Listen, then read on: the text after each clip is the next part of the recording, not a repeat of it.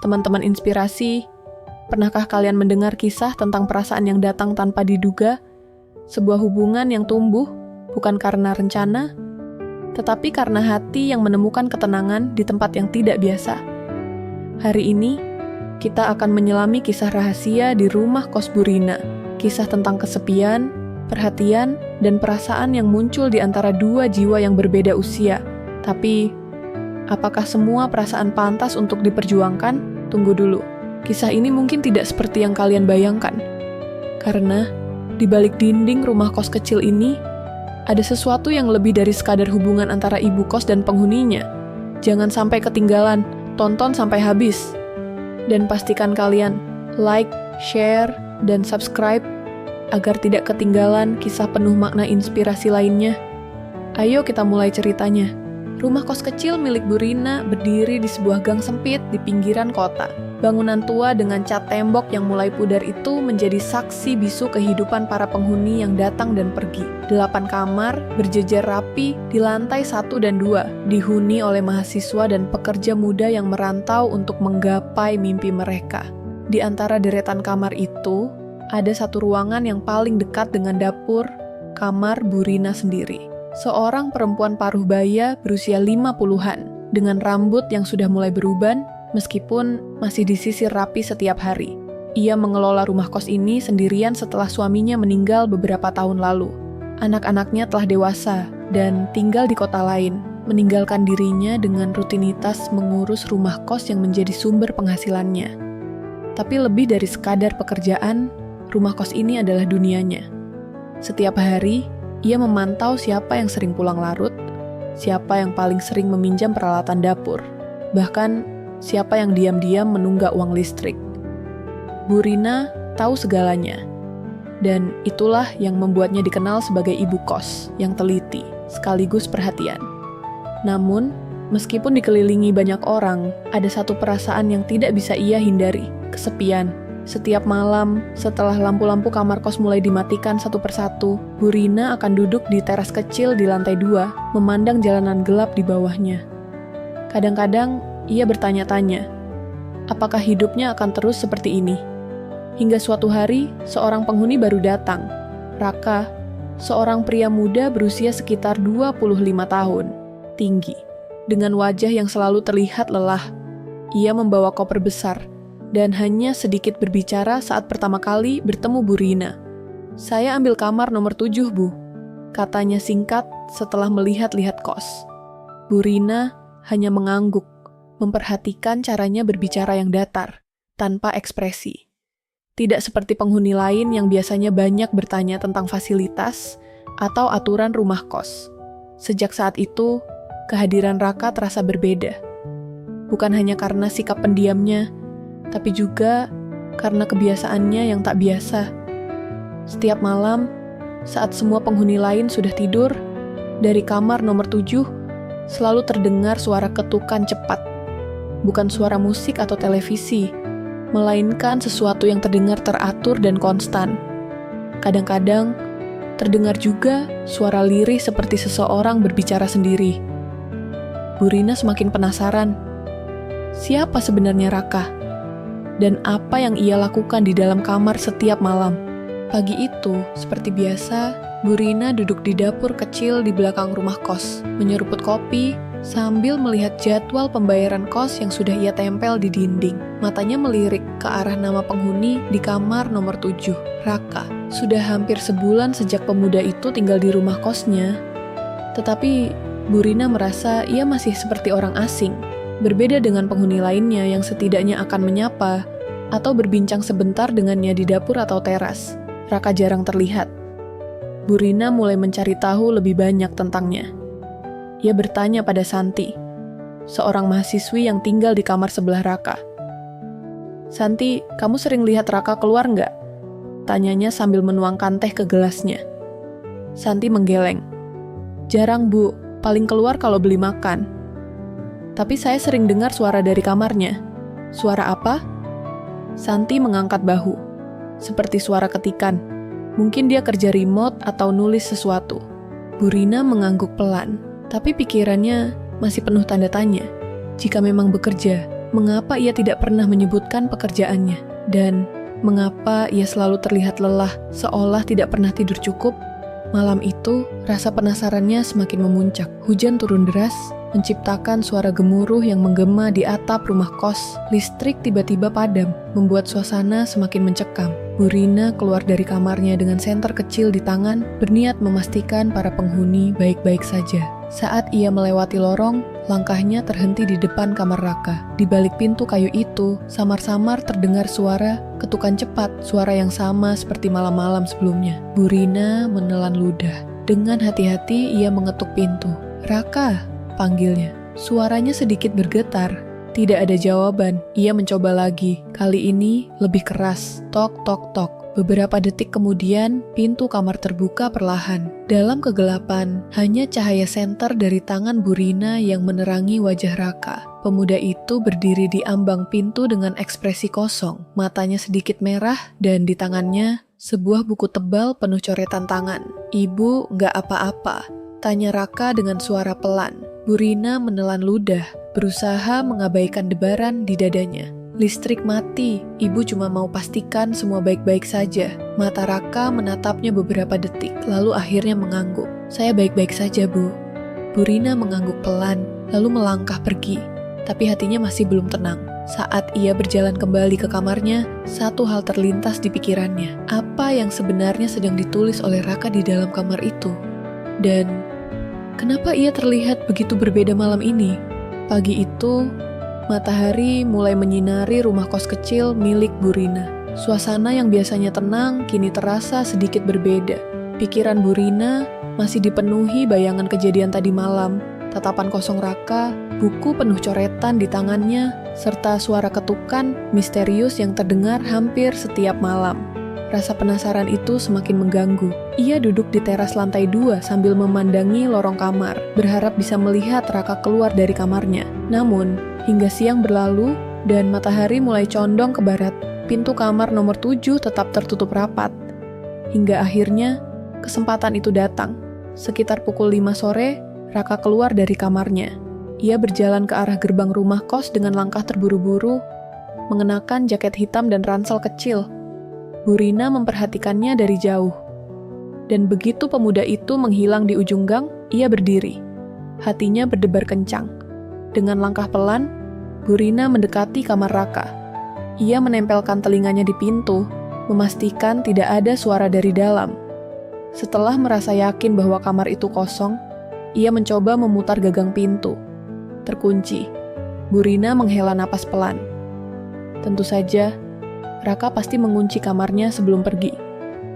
Namun, sebagai pemilik kos, ia memiliki kunci cadangan. Ia ragu sejenak, tetapi rasa penasarannya lebih kuat. Dengan tangan sedikit gemetar, ia mengeluarkan kunci dan memasukkannya ke dalam lubang kunci. Klik. Pintu terbuka perlahan, memperlihatkan isi kamar yang remang-remang. Bu Rina melangkah masuk, mengamati sekeliling dengan hati-hati. Kamar itu tampak rapi, tidak banyak barang, hanya ada kasur, meja kecil, dan rak buku yang berisi beberapa novel lama. Namun, yang paling menarik perhatiannya adalah meja kerja di sudut ruangan. Di atas meja itu, ada buku yang tadi malam dipegang Raka. Bu Rina melangkah lebih dekat, dan menatap buku itu dengan perasaan bercampur aduk. Tangan keriputnya perlahan membuka halaman pertama. Matanya membesar. Di halaman itu, terdapat tulisan tangan yang sangat rapi. Namun isinya membuat dada Bu Rina berdegup kencang. Aku tidak pernah tahu bagaimana cara mengatakannya. Tapi, aku merasa rumah ini adalah satu-satunya tempat di mana aku bisa merasa tenang. Aku tidak ingin meninggalkan tempat ini. Tapi aku juga tidak tahu apakah aku bisa bertahan. Bu Rina menutup buku itu dengan cepat. Hatinya bergetar membaca kata-kata yang seolah menyimpan beban besar. Apa maksud tulisan ini? Apa yang sebenarnya dirasakan oleh Raka? Ia segera keluar dari kamar dan mengunci pintunya kembali sebelum duduk di kursi teras dengan perasaan campur aduk. Siapa sebenarnya Raka? Dan rahasia apa yang ia sembunyikan? Sejak membaca isi buku itu, Bu Rina tidak bisa berhenti memikirkan Raka. Setiap kali melihat pemuda itu keluar masuk rumah kos, ada perasaan aneh yang mengusik hatinya. Ia ingin bertanya, ingin tahu lebih banyak tentang kehidupan Raka. Tapi setiap kali ia mencoba mendekat, pemuda itu selalu menjaga jarak. Malam itu, Bu Rina memutuskan untuk membuat teh hangat dan menunggu di teras. Ia berharap Raka akan keluar dari kamarnya, seperti penghuni lain yang biasanya menikmati udara malam di luar. Dan benar saja, sekitar pukul 10 malam, pintu kamar nomor 7 terbuka. Raka melangkah keluar dengan wajah lelah, rambutnya sedikit berantakan. Ia berjalan ke arah dispenser di dapur untuk mengisi air minum, lalu berbalik dan terkejut saat melihat Bu Rina duduk di sana. "Ibu masih bangun?" tanyanya, sedikit ragu. Bu Rina tersenyum kecil. "Ibu memang sering tidur larut. Kamu sendiri kenapa belum tidur?" Raka menghela napas pelan. "Nggak bisa tidur, Bu." Bu Rina menepuk kursi di sebelahnya, mengisyaratkan Raka untuk duduk. Setelah ragu sejenak, pemuda itu akhirnya menurut. Mereka duduk berdampingan dalam keheningan. Hanya ditemani suara serangga malam di luar pagar rumah kos. "Kamu suka menulis?" tanya Bu Rina akhirnya. Raka menoleh, keningnya sedikit berkerut. "Dari mana ibu tahu?" Bu Rina tersenyum kecil, memilih untuk tidak menyebutkan bahwa ia telah membaca sebagian isi buku Raka. "Ibu sering dengar suara ketikan dari kamar kamu." Raka terdiam beberapa saat, lalu akhirnya mengangguk. "Ya, saya suka menulis. Itu semacam cara saya untuk mengungkapkan perasaan." Bu Rina mengamati ekspresi pemuda itu. Ada sesuatu di balik matanya, sebuah kesedihan yang tidak ia pahami. "Perasaan apa?" tanyanya lembut. Raka terdiam. Jemarinya bermain di tepi gelas yang ia pegang seolah sedang berusaha mencari kata-kata yang tepat. "Kesepian," jawabnya akhirnya. Bu Rina tertegun. Jawaban itu terasa begitu familiar, seolah-olah ia sendiri yang mengatakannya. Raka menghela napas pelan sebelum melanjutkan. "Saya sudah lama merasa seperti ini, Bu. Seperti hidup di dunia yang berjalan sendiri. Sementara saya cuma berdiri di pinggir jalan, menonton semuanya berlalu. Ada keheningan panjang di antara mereka. Untuk pertama kalinya, Bu Rina melihat sisi lain dari pemuda itu. Di balik sikap pendiamnya ada luka yang tersembunyi. Dan entah kenapa, Bu Rina merasakan sesuatu yang belum pernah ia rasakan sebelumnya. Sebuah perasaan yang tidak seharusnya ada. Malam semakin larut, namun Bu Rina masih duduk di teras. Pikirannya berkecamuk setelah mendengar kata-kata Raka. "Kesepian," kata itu terus terngiang di kepalanya. Ia menatap pemuda di sampingnya, yang masih memandangi gelas tehnya dengan tatapan kosong. "Apa yang membuatmu merasa begitu?" tanya Bu Rina. Suaranya lebih lembut dari biasanya. Raka tersenyum tipis, tetapi senyum itu tidak sampai ke matanya. "Saya tidak tahu, Bu. Mungkin karena hidup saya selalu berpindah-pindah. Sejak kecil, saya jarang punya tempat yang bisa saya sebut rumah." Bu Rina terdiam. Kata-kata itu menusuk hatinya. "Saya pernah berpikir, kalau saya bisa tinggal di satu tempat lebih lama, mungkin saya akan merasa lebih baik. Tapi ternyata, dimanapun saya berada, rasa itu tetap ada." Lanjut Raka, suaranya nyaris berbisik. Bu Rina menelan ludah. Ia merasa seolah-olah Raka sedang menggambarkan perasaannya sendiri. Selama bertahun-tahun, meskipun dikelilingi oleh para penghuni kos, ada ruang kosong di hatinya yang tidak pernah terisi. Tanpa sadar, tangannya bergerak, menyentuh punggung tangan Raka. Pemuda itu terkejut, tapi tidak menarik diri. Mereka hanya saling menatap dalam keheningan. "Lai, Raka?" Suara Bu Rina bergetar. "Kalau kamu merasa nyaman di sini, kamu bisa menganggap tempat ini sebagai rumahmu." Raka mengerjap, seolah tidak percaya dengan apa yang baru saja ia dengar. Namun, alih-alih menjawab, ia hanya menatap Bu Rina lebih lama. Matanya penuh emosi yang sulit diartikan. Ada sesuatu yang berbeda malam itu.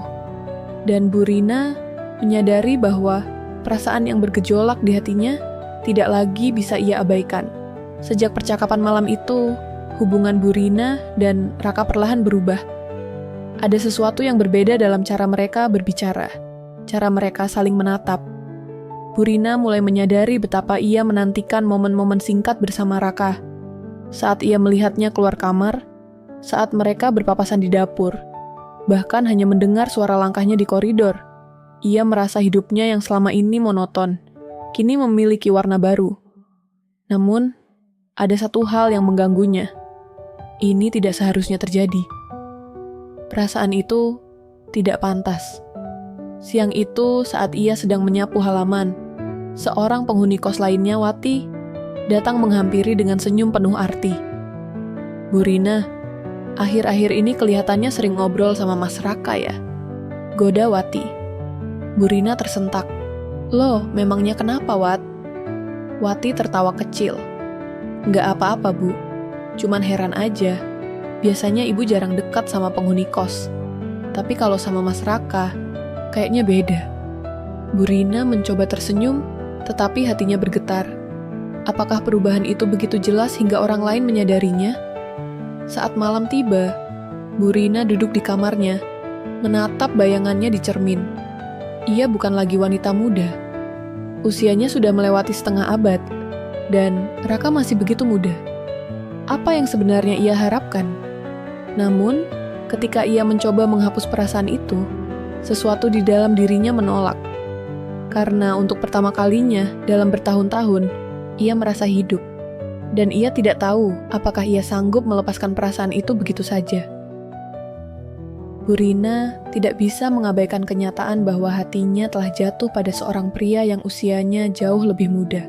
Setiap malam, ia berusaha meyakinkan dirinya bahwa perasaan ini hanyalah kekaguman sesaat, sebuah ilusi akibat kesepian yang terlalu lama ia rasakan. Namun, semakin ia mencoba mengabaikannya, semakin perasaan itu menguasai hatinya. Malam itu, hujan turun dengan deras, membasahi halaman rumah kos. Burina duduk di teras, menyesap teh hangat sambil memandangi rintik hujan yang membentuk pola di lantai keramik. Ia merasa tenang, setidaknya hingga suara langkah terdengar dari belakangnya. "Bu, masih bangun?" Raka, pemuda itu berdiri di depan pintu, rambutnya sedikit basah karena keringat. Ia baru pulang dari luar, jaketnya masih meneteskan air hujan. Burina menoleh dan tersenyum. "Iya, Ibu memang sering tidur larut. Kamu dari mana?" "Jalan-jalan sebentar," jawab Raka singkat sambil duduk di kursi di sampingnya. "Hening." Hanya suara hujan yang terdengar di antara mereka. Lalu, tiba-tiba, Raka berbicara. "Bu, boleh saya tanya sesuatu?" Burina mengangguk pelan. "Apa Ibu pernah merasa kesepian?" Pertanyaan itu membuat napas Burina tercekat. Ia menatap Raka, mencoba mencari maksud di balik kata-kata itu. "Saya merasa seperti itu setiap hari," lanjut Raka. "Saya punya teman, saya bisa bercanda dengan mereka, tapi tetap saja ada bagian dari diri saya yang merasa kosong." Burina menggenggam cangkirnya erat-erat. "Raka, saya merasa kosong sebelum tinggal di sini," lanjut Raka, menatap Burina dalam-dalam. "Tapi sekarang, saya merasa ada seseorang yang mengerti saya." Burina bisa merasakan jantungnya berdegup kencang. Ia ingin menyangkal, ingin mengatakan bahwa ini salah, bahwa mereka tidak seharusnya merasa seperti ini. Namun, yang keluar dari mulutnya justru sesuatu yang lain. Ibu juga merasa seperti itu. Hujan masih turun deras, tapi di antara mereka, suasana menjadi begitu sunyi. Dan dalam keheningan itu, tanpa ada yang mengatakan apapun, mereka berdua tahu bahwa sesuatu yang tak terelakkan telah terjadi. Burina tidak bisa tidur malam itu. Setelah percakapannya dengan Raka, pikirannya kacau. Ia tidak bisa menyangkal lagi. Perasaan ini nyata, dan Raka juga merasakannya. Namun, apakah perasaan ini benar? Ataukah ini hanya ilusi yang diciptakan oleh kesepian mereka? Di luar, hujan sudah berhenti. Namun, di dalam dadanya, badai masih berkecamuk. Keesokan paginya, Burina mencoba menjalani hari seperti biasa. Ia memasak, mengurus rumah kos, dan menyapa para penghuni. Namun, ketika melihat Raka keluar dari kamarnya, jantungnya kembali berdegup kencang. Pemuda itu berhenti sejenak, menatapnya, lalu tersenyum kecil sebelum berjalan keluar. Bu Rina hanya bisa menghela napas panjang. Saat sore tiba, Wati datang lagi, membawa sekeranjang mangga yang baru ia beli. "Bu, ini buat ibu," katanya ceria. Bu Rina menerima mangga itu dengan senyum, tapi kemudian Wati menatapnya dengan pandangan penuh selidik. "Bu, ibu baik-baik saja?" tanyanya. "Kenapa, Wat?" "Entahlah, ibu kelihatan agak beda akhir-akhir ini, kayak banyak yang dipikirin." Bu Rina tertawa kecil, berusaha mengalihkan pembicaraan. "Ah, ibu baik-baik saja, Wat. Cuma mungkin sedang banyak kenangan lama yang muncul." Wati mengangguk. Tapi sebelum pergi, ia menambahkan sesuatu yang membuat Bu Rina terdiam. "Ibu tahu kan, kalau perasaan itu kadang bisa menipu." Setelah Wati pergi, Bu Rina duduk di kursi, menatap langit yang mulai berwarna jingga. Ia tahu bahwa ia harus membuat keputusan, karena jika tidak, perasaan ini bisa menghancurkan semuanya. Malam itu, Bu Rina duduk di meja makannya, menatap cangkir teh yang sejak tadi tidak disentuh. Pikirannya berkecamuk. Perasaannya pada Raka semakin nyata, tapi ia tahu hubungan seperti ini tidak akan mudah diterima oleh orang lain, bahkan oleh dirinya sendiri. "Apa yang aku lakukan?" gumamnya dalam hati. Tiba-tiba, suara ketukan pelan di pintu mengagetkannya. "Ibu, boleh saya masuk?" Suara Raka. Bu Rina menarik napas dalam-dalam sebelum menjawab, "Masuklah." Raka melangkah masuk dengan ekspresi serius. Ia tampak ragu, seperti ingin mengatakan sesuatu, tapi tidak tahu harus mulai dari mana. "Ibu," ucapnya pelan, "saya ingin jujur tentang sesuatu." Bu Rina menelan ludah. Ia bisa merasakan jantungnya berdebar keras. "Saya tahu, perasaan ini tidak biasa. Saya tahu, orang lain mungkin tidak akan memahami. Tapi sejak tinggal di sini, saya merasa menemukan seseorang yang benar-benar mengerti saya." Bu Rina menundukkan kepala, tangannya menggenggam ujung kain rok dengan erat. "Dan saya merasa itu adalah ibu," lanjut Raka. Suaranya sedikit bergetar. Ruangan mendadak terasa begitu sunyi. Bu Rina menutup matanya, mencoba menenangkan dirinya. Ini adalah momen yang selama ini ia takutkan, saat dimana ia harus menghadapi kenyataan. Dengan suara pelan tapi mantap, ia akhirnya berbicara. "Raka, ibu juga merasakan hal yang sama." Raka mengangkat wajahnya, matanya dipenuhi harapan. "Tapi," lanjut Bu Rina, "ibu juga tahu bahwa perasaan ini tidak mudah." Raka menggenggam tangan Bu Rina, membuat wanita itu terkejut. "Kita tidak harus memikirkan orang lain sekarang, Bu. Yang terpenting adalah bagaimana perasaan kita." Bu Rina menatap tangan mereka yang saling menggenggam, lalu menatap wajah pemuda di depannya. Dan untuk pertama kalinya, ia merasa benar-benar takut. Karena ia tahu, keputusan apapun yang ia ambil, tidak akan ada jalan kembali. Setelah percakapan itu, Bu Rina menghindari Raka selama beberapa hari. Ia masih berbicara dengannya, masih berusaha bersikap seperti biasa. Tetapi, ada jarak yang terasa semakin nyata. Raka menyadari hal itu. Pada suatu malam, ia memberanikan diri untuk mengetuk pintu kamar Bu Rina lagi. "Ibu, bisakah kita bicara?" Bu Rina membuka pintu, ekspresinya lelah. Ia tahu ia tidak bisa terus menghindar. Raka masuk, lalu duduk di kursi di depan meja kerja Bu Rina. Untuk beberapa saat, tidak ada yang berbicara. Akhirnya, dengan suara pelan, Bu Rina berkata, "Raka, kamu masih muda, hidupmu masih panjang. Perasaan ini bisa jadi hanya sementara." "Tidak, Bu." Raka menatapnya tajam. "Saya tahu ini bukan sekadar rasa nyaman atau sekadar rasa hormat. Saya benar-benar mencintai ibu." Bu Rina meremas jemarinya. "Tapi orang-orang tidak akan mengerti. Kita akan menjadi bahan pembicaraan. Dan lebih dari itu, apakah kamu benar-benar siap menghadapi semua itu?" Raka menghela napas. "Saya tidak peduli dengan omongan orang, Bu. Yang saya pedulikan adalah perasaan kita. Kalau kita bahagia, kenapa harus takut?" Bu Rina menutup mata, berusaha menahan air mata yang menggenang. "Kebahagiaan bukan hanya tentang kita, Nak. Kadang ada hal-hal yang harus kita lepaskan demi kebaikan bersama." Suasana mendadak menjadi begitu berat. Raka menatap Bu Rina dalam diam, mencoba mencari jawaban di matanya. "Apa itu artinya Ibu menolak saya. Suaranya serak. Bu Rina tidak menjawab langsung. Ia hanya tersenyum kecil, senyum yang penuh kesedihan. Aku hanya ingin kamu bahagia, Raka, bisiknya. Malam itu, sesuatu di antara mereka berubah. Dan mungkin, untuk pertama kalinya, mereka menyadari bahwa tidak semua cinta harus dimiliki. Malam itu menjadi akhir dari sesuatu yang pernah terasa begitu nyata. Setelah percakapan terakhir mereka, Raka perlahan mulai menjaga jarak.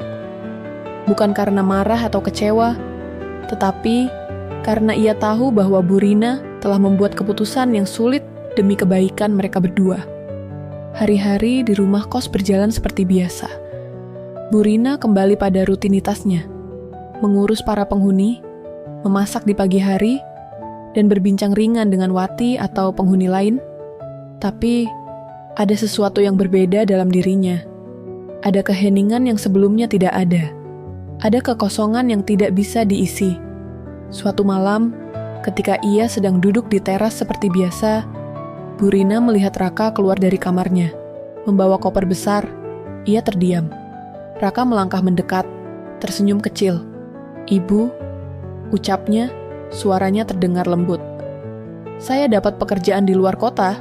Saya akan pindah." Bu Rina menatapnya, mencoba menyembunyikan perasaan yang berkecamuk di hatinya. "Itu kabar baik, Nak. Ibu bangga padamu." Raka mengangguk, lalu diam sejenak sebelum melanjutkan, "Saya ingin mengucapkan terima kasih, Bu, untuk semuanya. Untuk tempat tinggal, untuk perhatian, dan untuk kejujuran Ibu." Bu Rina tersenyum. "Kamu anak yang baik, Raka. Hidupmu masih panjang. Jalani dengan baik." Mereka berdua terdiam, membiarkan keheningan berbicara lebih banyak daripada kata-kata. Lalu, dengan langkah mantap, Raka pergi. Hanya suara koper yang bergulir di jalanan yang menemani perginya seorang pemuda. Dengan hati yang pernah dipenuhi perasaan yang begitu dalam, Bu Rina menatap punggungnya yang semakin jauh, lalu menghela napas panjang. Ia tahu, cinta tidak selalu tentang memiliki. Terkadang, cinta adalah tentang merelakan, tentang melepaskan seseorang untuk menemukan kebahagiaannya sendiri. Dan meskipun hatinya masih menyimpan perasaan itu, Bu Rina tahu bahwa ia telah membuat keputusan yang benar. Teman-teman inspirasi, dari kisah ini kita belajar bahwa cinta tidak selalu harus berakhir dengan kebersamaan. Terkadang, cinta adalah tentang memahami kapan harus bertahan dan kapan harus melepaskan. Kita juga belajar bahwa tidak semua rasa nyaman adalah cinta sejati. Kadang, itu hanya bentuk ketergantungan emosional yang muncul karena kesepian. Dan yang paling penting, kisah ini mengajarkan kita bahwa keputusan yang benar seringkali bukanlah keputusan yang mudah. Cinta yang dewasa bukan hanya soal memiliki, tetapi juga tentang menghargai perasaan dan kebahagiaan orang lain, meski itu berarti harus merelakannya. Teman-teman inspirasi, bagaimana menurut kalian tentang kisah ini? Apakah kalian pernah mengalami situasi yang mirip? Tulis pendapat kalian di kolom komentar. Jangan lupa like, share, dan subscribe agar semakin banyak cerita penuh makna yang bisa kita bagikan bersama. Sampai jumpa di kisah inspirasi berikutnya.